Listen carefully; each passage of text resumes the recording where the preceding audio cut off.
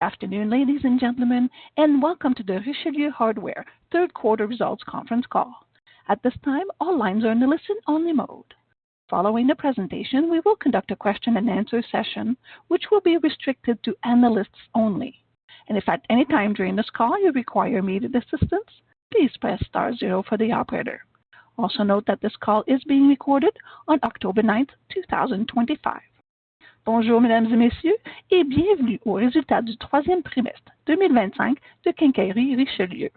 Présentement, vos lignes sont en mode d'écoute seulement. Suite à la présentation, nous allons procéder à une période de questions et réponses qui sera restreinte aux analystes seulement. Et si vous avez besoin d'assistance au cours de l'appel, s'il vous plaît, appuyez sur l'étoile 0. Veuillez prendre note que cet appel est enregistré le 9 octobre 2025.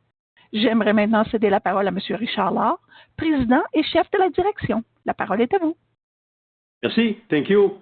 Good afternoon, ladies and gentlemen, and welcome to Richelieu's conference call for the third quarter and first 9 months ended August 31st, 2025.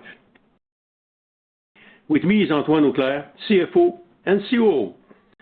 As usual, note that some of today's issues include forward-looking information, which is provided with the usual disclaimer, as reported in our financial filings. We had a good third quarter with solid growth and expansion. All our results are on the rise, and we successfully pursued our acquisition strategy, closing 2 additional acquisitions following the quarter. Except for Ontario, all our market segments in Canada and the U.S. performed well, driving our total sales up 6.7%.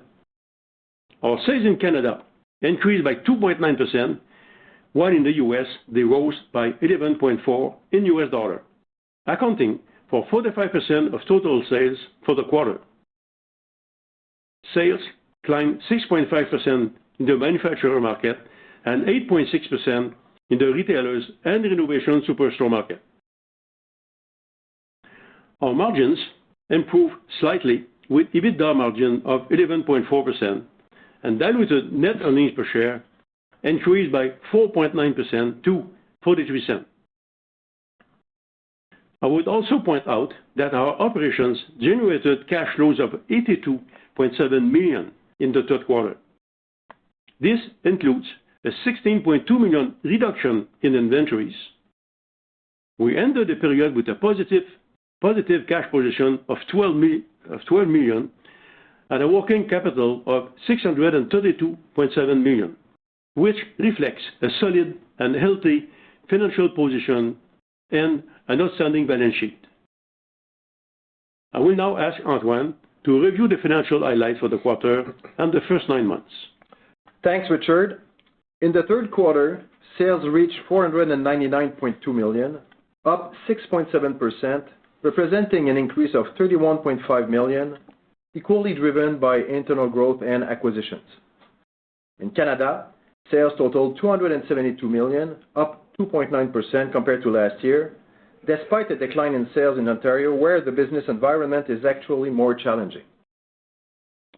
Sales to manufacturers amounted to $226 million, up 1.9%, while sales to the hardware retailers totaled $46 million, up 8.5%, mainly due to timing differences, as year-over-year sales show a slight increase with the same period last year.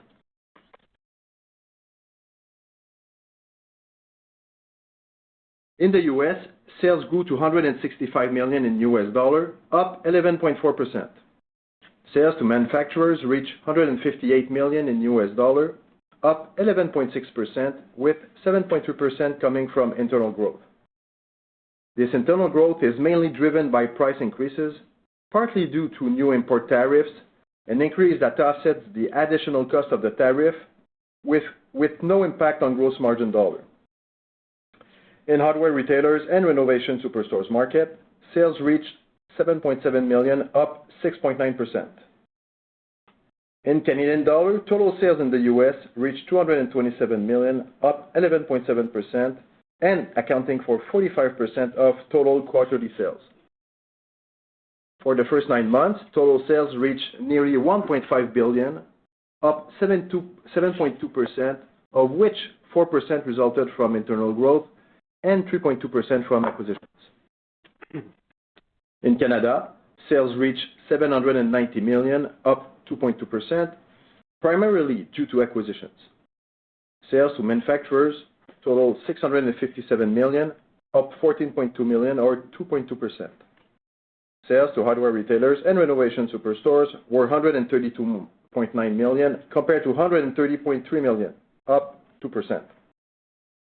In the U.S., sales amounted to $473 million in U.S. dollar, up 10.4%, with half from internal growth and half from acquisitions.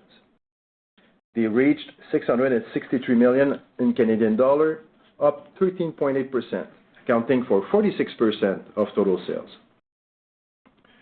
In U.S. dollars, sales to manufacturers totaled $447 million, an increase of $42.6 million or 10.5%, driven by 5% internal growth and 5.5% from acquisitions. Sales to hardware retailers and renovation superstores were up 7.9% compared to last year.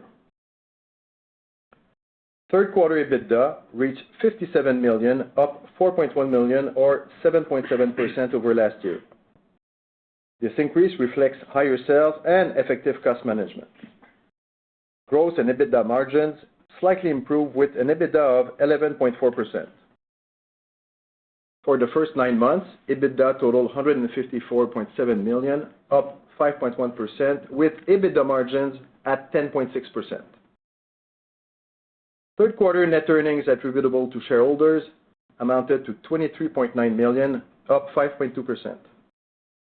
This increase mainly reflects higher EBITDA, partly offset by higher amortization and interest expenses resulting from new leases and lease renewals. Consequently, diluted net earnings per share was 43 cents compared to 41 cents last year, an increase of 4.9%, consistent with the improvement in overall profitability. For the first 9 months, net earnings attributable to shareholders reached $60.3 million, down 1.8%. Diluted net earnings per share stood at $1.08 compared to $1.09 last year. Third quarter cash flow from operating activities before net change in non-cash working capital reached $48.1 million, up 12.5% from $42.7 million last year. Change in non-cash working capital contributed a cash inflow of $34.6 million, driven by a $16.2 million reduction in inventories. As a result, operating activities generated a cash inflow of $82.7 million for the quarter, reflecting higher net earnings and effective working capital management.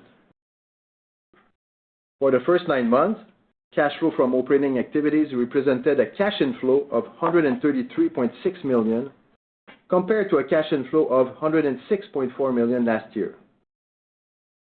The increase highlights the business ability to generate consistent cash, supporting ongoing investment and shareholder returns.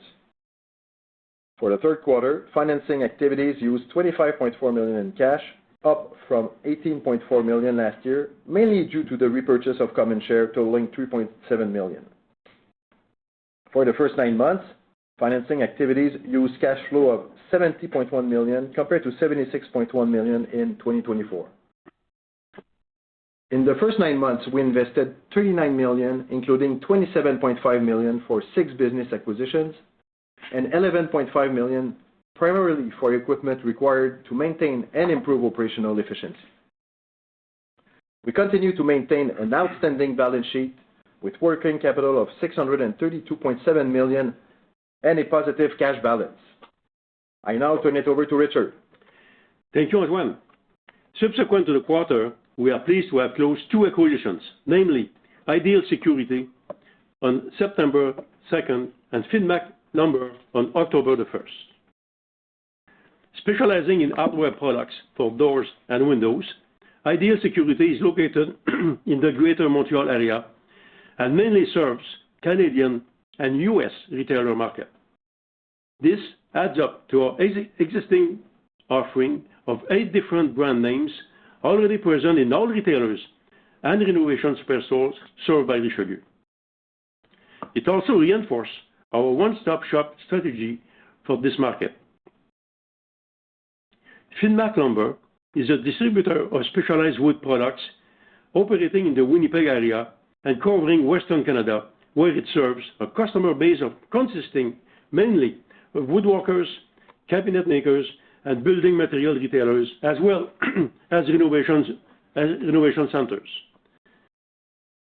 These two acquisitions add additional annual sales of $22 million and will therefore expand and diversify our offering in markets where we are already present, while creating new sales synergies. Together with the 6 acquisitions made in the first half, this represents $75 million in additional annual sales. To conclude, I would say that, particularly in the current context of uncertainty related to market conditions, our business model is proving its robustness and flexibility. It also enables us to respond with agility to our customers' needs with our one-stop shop Canadian and U.S. network, protect our margin, and maintain our leadership position. In these circumstances, our customers will need to protect their cash flows and rely on a trusted supplier like Richelieu. We are continuing on this path with confidence and discipline and expect the end of the financial year with very solid results. Thanks, everyone. We'll now be happy to answer your questions. Thank you. Merci. Ladies and gentlemen, if you do have any questions, please press star followed by 1 on your touch-tone phone. You will then hear a prompt that your hand has been raised. And should you wish to decline from the polling process, please press star followed by 2. And if you're using a speakerphone, you will need to lift the handset first before pressing any keys. Please go ahead and press star 1 now if you do have a question. First, we will hear from Hamir Patel at CIBC Capital Markets. Please go ahead. Hi, good afternoon. Richard, are you able to share how your sales fared year over year in the month of October, and if there's any notable differences there, Canada versus U.S., manufacturers versus retailers? No, we're faring very well. We're comparable to last year. I think the market is not really strong, but with all the action that we have taken in the last few months, we see very good results, and we keep capturing more market share and increasing our sales to the same customer that we already have. So basically, I would say it's positive as we speak. Okay, so maybe in line with the sort of 4% that you delivered in Q3? Yep. Pretty much in line with what you've seen in the third quarter so far. Okay, great. And Antoine, are you able to share how much is Ontario as a share of your total sales? Because I know it seems like you called that out as maybe the only region that was negative comps. Yeah, Ontario, just a sec. Ontario represents 18% of our total sales. Okay, great. And and then, Richard, I know I think it was Q2 of 2024, you had lost some business with a major U.S. retailer customer. Can you speak to maybe any ongoing efforts you have to either replace that business with other customers or potentially even regain share with that customer? First of all, we're still working with these customers in order to recapture that business. So far, the news are positive, but I don't want to feel like we depend on one customer. We have other projects in the U.S. Many projects, it takes long. It's long, though, to get conclusion on many of these projects, but we're working on many customers with many projects that could bring some good opportunity for us. And Lowe's is just would be if it's working okay, that's going to be a nice comeback of that business, but we don't only count on that. Okay, great. That's all I had for now. I'll get back in the queue. Thanks. Thank you. Once again, ladies and gentlemen, if you do have any questions, please press star followed by 1 on your touch-tone phone. Next question will be from Zachary Evershed at National Bank Capital Markets. Please go ahead. Good afternoon and congrats on the quarter. Good afternoon. Thanks, Zach. Could you describe how much of your internal growth in the U.S. was the pricing pass-throughs related to the country's specific tariffs? Yeah, pretty much all of it is price increase. Not necessarily most of it due to tariffs, but from most of it is inflation. Gotcha, thanks. And when you say that the tariff pass-throughs have no impact on gross margin, are we talking about the gross margin percentage or that you're keeping gross profit dollars stable? Do you get operating leverage off of this? Yeah, dollars. Dollars, gotcha, thanks. Yeah. And then so far this year, how do you think customer backlogs are translating to volumes for RCH? Do you think that they're doing worse than you guys are, or that they're picking up and that you'll see those orders translate to your own sales soon?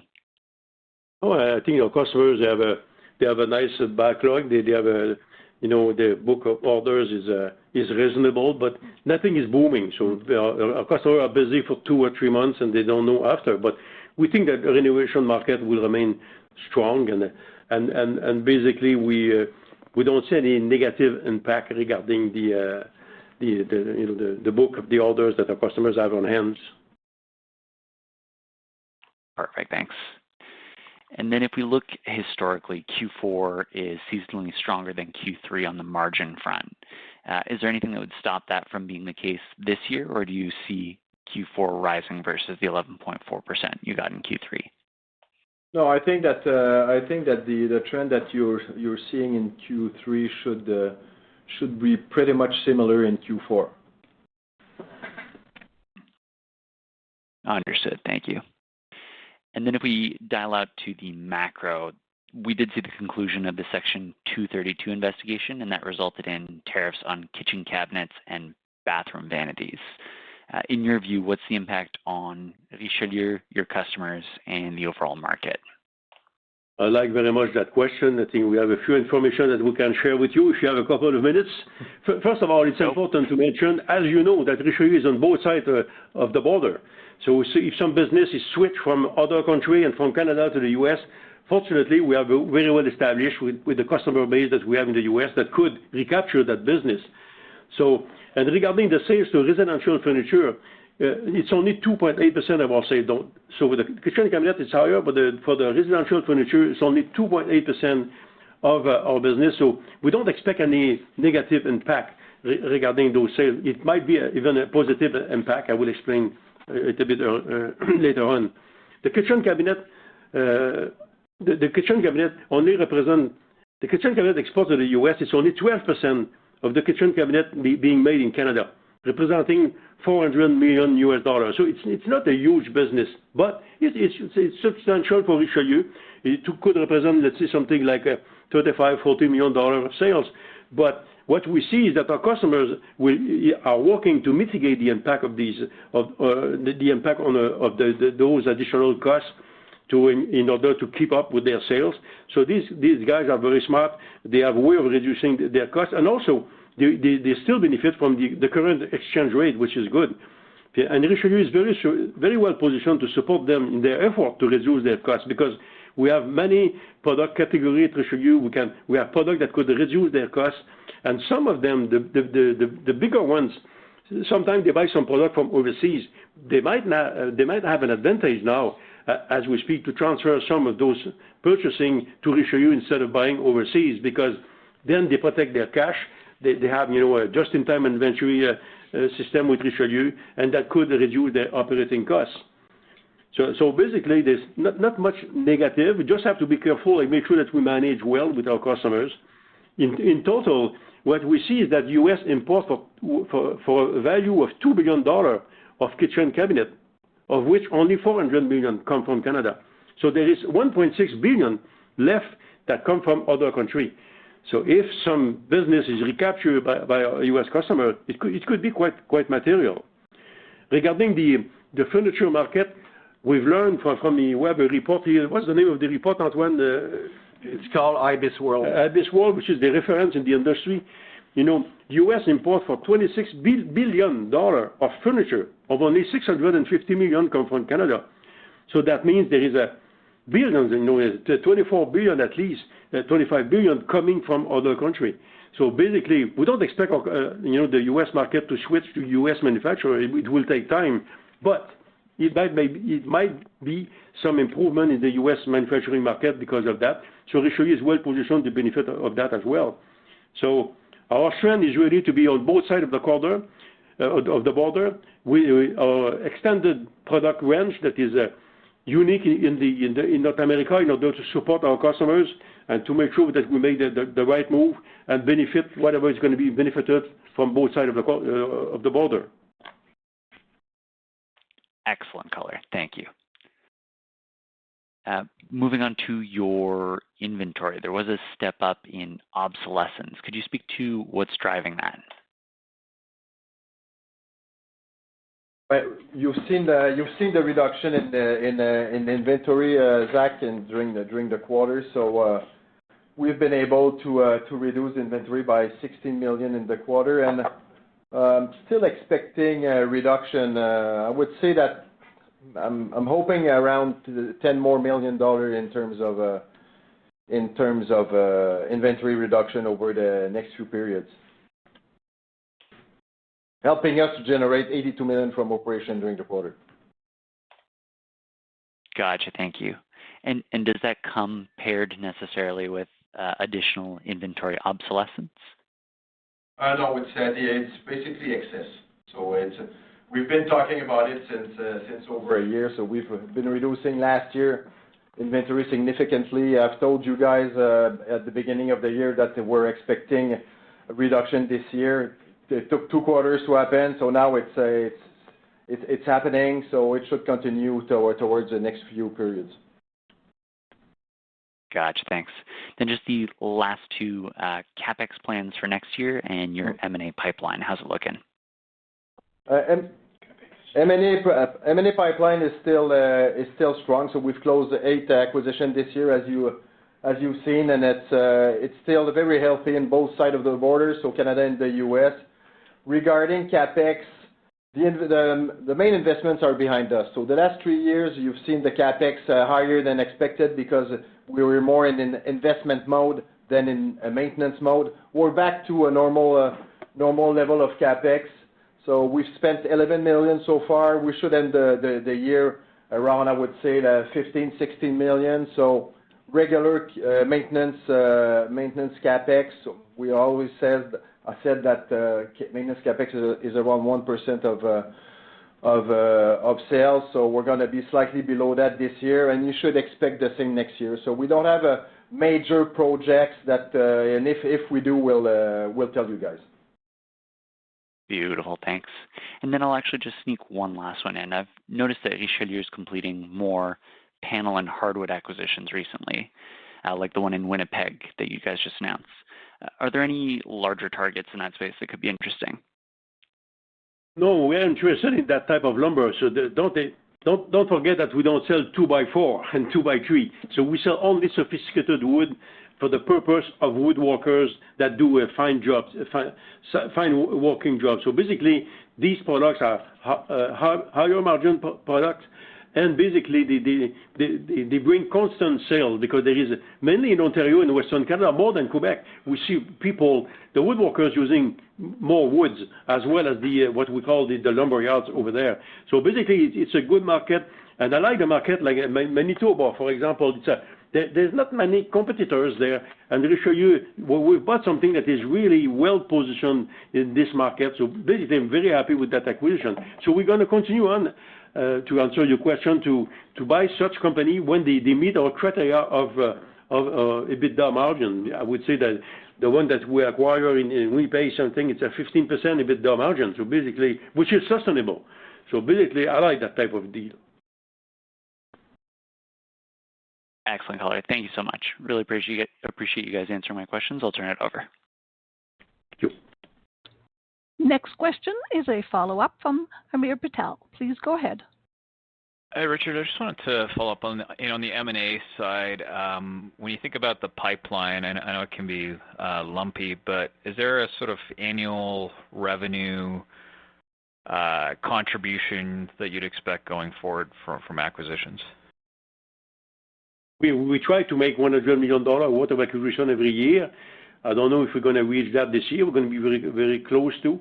So basically, the contribution is positive. We usually buy companies sometimes that make little profit, but that when integrated to Richelieu, have a huge benefit. Like Ideal, for example, is a perfect example. We buy something that is already in the stores where we are already with our displays and everything else. They share a base of the product that we already have, so we can merge those product lines. We acquire very talented people that are very good at selling. They sell in the U.S. and they sell to Amazon. They have a substantial amount of sales to Amazon, and they have specialists in those type of sales. So we like that very much. So that acquisition, within the course after integration, is going to take 18 months probably, because we have to transfer the warehouses. We already have a lease where they are, and the purpose is to have a one-stop shop in Kitchener, Ontario for all the retailers in Eastern Canada. So basically the product are going to be transferred there as soon as we can, to make sure that the customer might benefit of not only the one-stop shop, but the one delivery for 8 different brand name of products. So basically these moves are very, very positive, even though sometimes the amount of contribution is little, in the year of the acquisition, but the potential for that type of business is great for the future of Richelieu. And it does reinforce our market position, and it does prevent our competitors sometimes to get into the store that we are already servicing. So basically, the two purposes of the acquisition is to make sure that we consolidate Richelieu, we reinforce Richelieu, and we bring EBITDA margin as well as much as we can. Fair enough. Appreciate the color there. And Richard, when you think about the retailer business in Canada, I know Rona's got some ongoing investments. Maybe you could speak to the opportunities you see to drive further growth there. With all the retailers in Canada, we keep gaining market share because we have an excellent product offering that do answer the need of the consumer as we speak. Because, let's say that, managing space is a top priority for the retailers. Decorative, otherwise, is a top priority. We keep adding products in each of the store. Rona is an excellent customer. That is a customer that buys something like it's less than 5% of our sales, but it's substantial, and we work very well. They are very good partners, and we work very well with them, as well as Home Depot. We keep adding product at Home Depot and other hardware stores as well. So basically, the retailers market is excellent for Richelieu because we have so many products to sell to the pro business. There is a lot of products that are suitable for the consumers. These products are suitable for the consumers are the products that we introduce to the retailers, with the right prices and the right instructions, so the product can be easily installed for consumers. But I'm very positive that for the long term, that sales to hardware retailers remain a substantial is substantial in importance for our futures in terms of generating profit as well, because we don't have 2 CFO and 5 more accountants because we sell to retailers. Only variable cost applies for commission to salespeople and people that work in the warehouse. So basically, this is very beneficial. Okay, great. Thanks, Richard. And just a final question I had, Antoine. It looks like with if Q4 margins end up being comparable to Q3, you'd probably end the year close to 10.8% EBITDA margins. I think 2024 you were at 11% EBITDA margins. Can you drive further margin growth in 26 if the housing market does not improve? If it's the same housing outlook, is there enough levers to drive some additional margin expansion? And maybe you could, I don't know if you're able to quantify that sort of self-help that is within reach. I think the trend that you saw in the third quarter could continue in 2026 with the current market. Of course, to drive a significant increase in EBITDA, we would need a more vigorous market. But let's say that it remains like where we are today. I think the trend that you've seen in Q3 could continue next year. Okay, great. So sort of in the mid-11s sort of range. Great. Well, that's all I had. I'll turn it over. Thanks. Okay, thank you. Thank you, Amir. Thank you. And at this time, Monsieur Law, we have no other questions registered. So thank you very much, all of you, for attending. We're already willing to receive your call if you want to contact us. Thank you very much. Thank you, sir. Ladies and gentlemen, this does indeed conclude your conference call for today. Once again, thank you for attending, And at this time, we ask that you please disconnect your lines.